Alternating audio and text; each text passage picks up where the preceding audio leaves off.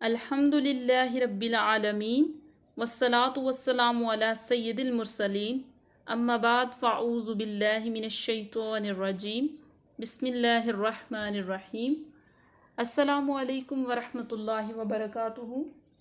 सिरात मुस्तकीम चैनल में खुशामदीद कहती हूँ। तो जैसा कि आप जानते हैं कि हम तजवीदुल कुरान में आज सबक नंबर 21 पढ़ेंगे। तो स्टार्ट करते हैं, अपने सबक की तरफ चलते हैं। तो आपको बताते चलें कि ये ऐसा हम आपके साथ डिस्कस करने लगे हैं लेसन जो कम ही जिसके बारे में इंफॉर्मेशन दी जाती है, कम ही डिस्कस किया जाता है, लेकिन ये बहुत इम्पोर्टेंट जो है ना वो हमारा टॉपिक है। टॉपिक हमारा क्या है? तफ़हीम तरकीक। ठीक है, अब आप ये सोच रहे होंगे कि तफ़हीम तरकीक है क्या, तो इनके मायने भी हम आपको बताते हैं आपकी आसानी के लिए। तो तफ़हीम के माना है पुर यानी कि मोटा पढ़ना, और तरकीक के माना है हर्फ को बारीक पढ़ना। ठीक है, ठीक है। तो तफ़हीम तरकीक में 3 लफ्ज़ हैं, और वो कौन कौन से हैं? अलिफ, लाम, रॉ। ठीक है, कभी पूरी यानी कि मोटे और कभी बारीक पढ़े जाते हैं ये तीनों अल्फाज। ठीक है, तो आगे नेक्स्ट हम स्टेप बाय स्टेप इनकी जो है ना वो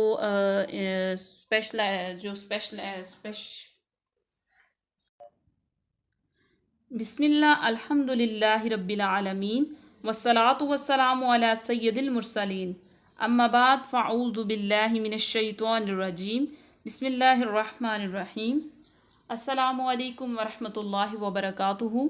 सिरात मुस्तकीम चैनल में खुशामदीद कहती हूँ। तो जैसा कि आप जानते हैं कि हम तजवीदुल कुरान में आज सबक नंबर 21 पढ़ेंगे, तो जिसका उन्वान है तफ़हीम तरकीक। तो अब आप सोच रहे होंगे कि तफ़हीम तरकीक का क्या मतलब है, तो उसका मायने भी हमने साथ लिखा है आपकी आसानी के लिए, ताकि आपको अच्छे तरीके से समझ आ जाए। बहुत कम व बेश इसका जो है ना वो बयान डिस्कस किया जाता है, इसके बारे में जो है ना वो कंसेप्ट जो है वो क्लियर करवाया जाता है। ठीक है, तो चलिए स्टार्ट करते हैं। सबसे पहले आपको बताएं कि तफ़हीम के माना है पुर यानी कि मोटा पढ़ना, और तरकीक के माना है हर्फ को बारीक पढ़ना, यानी कि कभी पुर यानी मोटे और कभी बारीक पढ़े जाते हैं। 3 हरूफ वो हम आपके साथ शेयर करेंगे, वो कौन कौन से हैं? अलिफ, लाम और रॉ। ये कभी पुर पढ़े जाते हैं और कभी बारीक पढ़े जाते हैं। और कहाँ पे ये पुर पढ़े जाते हैं और कहाँ पे बारीक पढ़े जाते हैं, ये अब हम इंशाल्लाह आपके साथ जो है ना वो क्लियर करेंगे, आपके साथ डिस्कस करेंगे, एग्जांपल्स आपको बताएंगे। तो जो है ना वो आप अच्छे तरीके से इसको जहन नशीन करेंगे, तो इंशाल्लाह जब भी कुरान पाक में ये अलिफ, लाम और रा मतलब जिस तरह इनका जो तरीक़ाकार है उसी तरीक़ाकार से आप पढ़ेंगे, हम आपको आपके साथ शेयर करेंगे। आपने वीडियो को एंड तक लाजमी देखना है और कोई भी चीज़ स्किप ना किया करे, ताकि आपको अच्छे तरीके से जहन नशीन हो जाए। देखिए कि कोई भी काम है तो हम उसको थोड़ा बहुत स्किप कर भी लें तो उससे जो है ना वो चल जाते हैं, लेकिन ये ऐसा नॉलेज है, ऐसा इल्म है जिसको हम जो है ना वो अच्छे तरीके से सोच समझ के जो है ना वो इसको देखें, अच्छे तरीके से जहन नशीन करें, और एक एक पॉइंट को देखें तो अच्छे तरीके से हम जो है ना वो इसको कर सकते हैं माशाल्लाह। तो चलिए स्टार्ट करते हैं।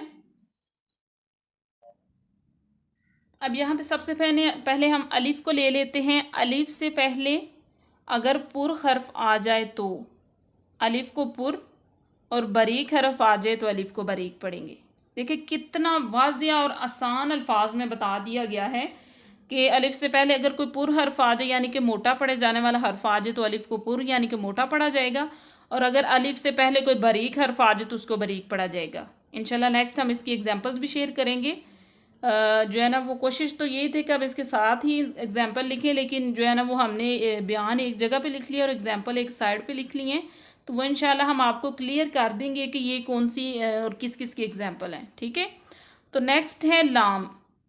अब देखें इसमें जलालत अल्लाह अज़्ज़ व जल के लाम से पहले हरफ पर ज़बर या पेश हो, तो इसमें जलालत अल्लाह अज़्ज़ व जल लाम को हम पुर पढ़ेंगे यानी कि मोटा पढ़ेंगे। ठीक है, यानी कि अल्लाह की लाम से पहले हरफ पर जो है उसके ऊपर ज़बर या पेश होगी तो अल्लाह की लाम जो है वो पुर पढ़ी जाएगी।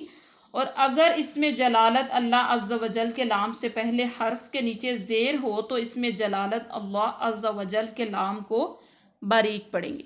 ठीक है, ये भी बहुत ही आसान और इजी कंसेप्ट है कि मतलब पहले वाले हरफ पे ज़बर और पेश होगी तो अल्लाह इसमें जलाला की जो लाम है वो मोटी पढ़ी जाएगी, पुर पढ़ी जाएगी, और अगर उससे पहले हरफ पे ज़ेर होगी तो उसको हम बारीक पढ़ेंगे। माशाल्लाह, मुझे उम्मीद है कि आपको अच्छे तरीके से इसका कॉन्सेप्ट क्लियर हो गया होगा, अलिफ का भी और लाम का भी। पीछे रा का है और रा का थोड़ा सा लंबा भी है। इसमें बहुत सी चीज़ें हैं जिससे पहले जो है ना वो मतलब ज़बर ज़ेर पेश दो पेश हों तो रा को पुर पड़ा जाता है। तो चलिए हम आपके साथ शेयर करते हैं नेक्स्ट जो है ना वो हम नेक्स्ट पेज पे। जी, तो यहाँ पे आप देख सकते हैं कि रा को पुर पढ़ने की सूरतें कौन कौन सी हैं। एक तो पहले नंबर पे यह है कि रा पर दो ज़बर या दो पेश हो। ठीक है, तो इस सिमत में भी रा को जो है ना वो पुर पढ़ा जाएगा, दो ज़ेर या दो पेश हो। और उसके बाद ज़बर ज़ेर पेश हो, रा पर खड़ा ज़बर हो, रा साकन से पहले हरफ पर ज़बर या पेश हो, रा साकन से पहले आर्जी ज़ेर हो। उसके बाद है रा साकन से पहले ज़ेर दूसरे कलमे में हो। और लास्ट वाली ये है कि रा साकिन के बाद हरूफ मुस्तालिया में से कोई हरफ इसी कलमे में हो तो रा को पूरी यानी कि मोटा पड़ा जाएगा।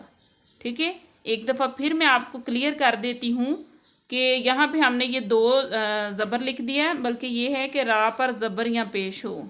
ये जो है ना ये दो नहीं है यहाँ पे, सॉरी हमसे मिस्टेक हो गई है। रा पर ज़बर या पेश हो, ठीक है, सिंगल जो ज़बर और पेश हो तो रा को पुर पढ़ेंगे, पहला ये है।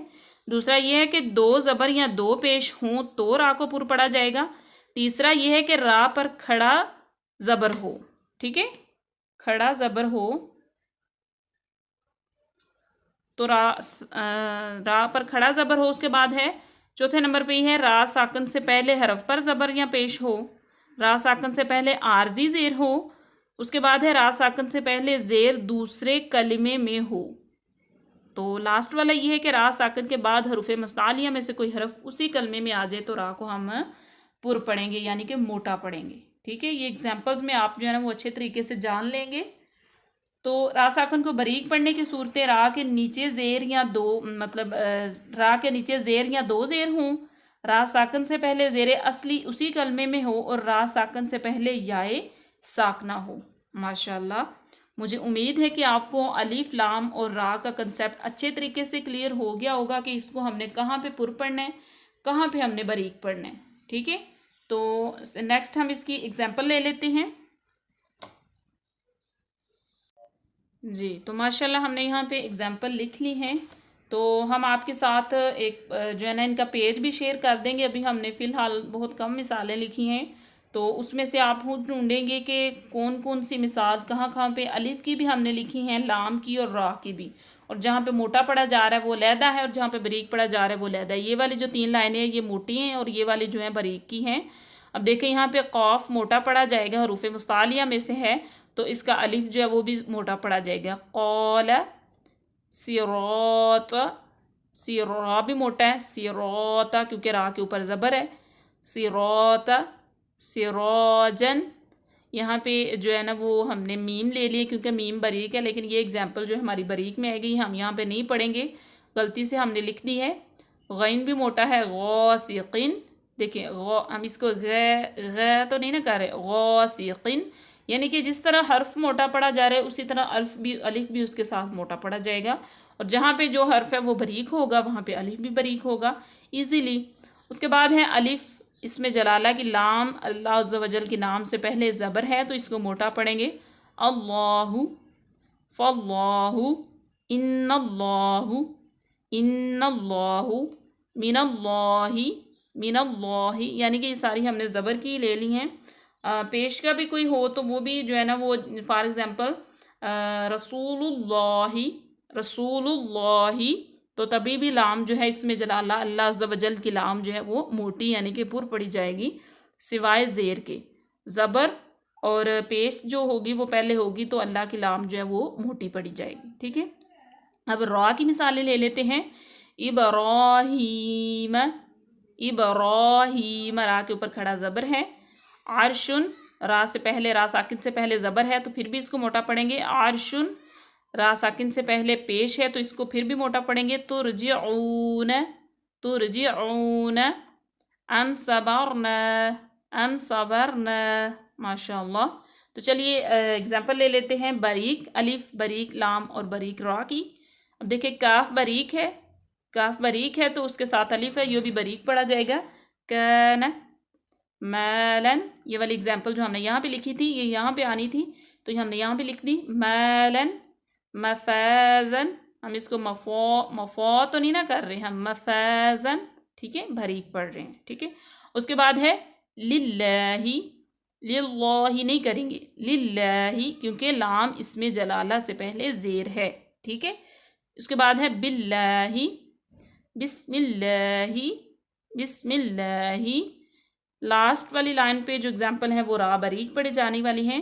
इरजिई, रा से पहले ज़ेर है, यहाँ पे भी रा से पहले ज़ेर है, रा से पहले ज़ेर है, रा से पहले ज़ेर है। इरजिई, इरकाऊ, इरकाऊ, फ़िरक़तिन, फ़िरक़तिन, मिरसादिन, मिरसादिन, मिरसादिन। यहाँ पे हम मिर नहीं करेंगे, यहाँ हमने 2 दफ़ा जो पढ़ा है वो रा हमने मोटी पढ़ी है, ताकि आपको जो है ना वो क्लियर हो जाए कि रा के साकन से पहले अगर ज़ेर है तो हम इसको मिर नहीं करेंगे, मिर, मिर सादिन, फ़िरक़तिन, फ़िरक़तिन, इरकाऊ, इरजिअ। माशाल्लाह, आज के लिए इतना ही काफ़ी। तो हम आपके साथ इसकी जो पेज जिसके ऊपर हमने एग्जाम्पल लिखी होती हैं वो भी माशाल्लाह जो है ना वो अच्छे तरीके से जो है ना वो हम आपके साथ शेयर कर देते हैं, ताकि आपको मज़ीद जो है वो एग्जाम्पल मिल जाए। और कोशिश किया करें कि कुरान मजीद पे जब आप सबक पढ़ते हैं, चाहे आप एक आयत ही पढ़ते हैं, तो उसमें ये छोटी छोटी चीज़ें अपने माइंड में हों। अगर आपने वीडियो देखी हो तो आपके फ़ौरन माइंड में आ जाता है कि यहाँ पे ये कायदा कानून लागू होगा, यहाँ पे ये कायदा कानून लागू होगा। माशाल्लाह। तो मिलते हैं अपनी नेक्स्ट वीडियो में, तब तक के लिए अल्लाह हाफिज़। दुआओं में याद रखिएगा। फ़ी अमानिल्लाह।